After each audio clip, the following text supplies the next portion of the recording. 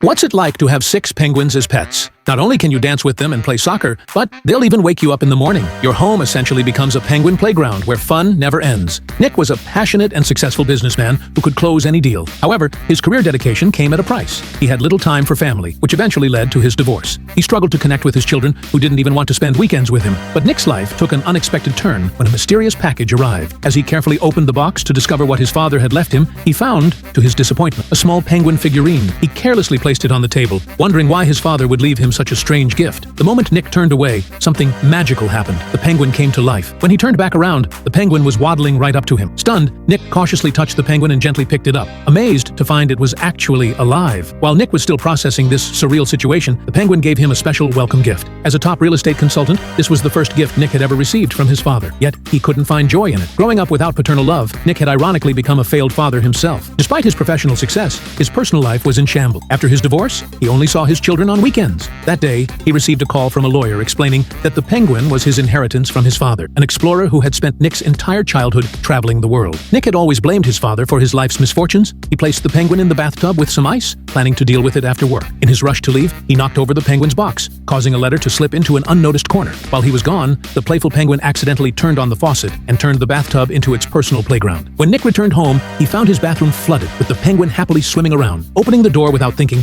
Nick was swept down the stairs by the rushing water. As he grabbed onto the railing, the penguin came to deliver another gift, infuriating Nick so much that he immediately tried to get rid of it. He called the bird center, but they insisted penguins weren't their responsibility. The sanitation department only dealt with deceased animals. Looking at the clingy little creature, Nick was at a loss for what to do. He eventually fell asleep on the couch. The next morning, the penguin woke Nick up in its own unique way. At his wit's end, Nick kicked the penguin out of the room that showed no intention of leaving. Looking at a nearby vase, Nick had an idea. He poured the water onto the floor and, picking up the penguin, began ice skating with it before saying goodbye.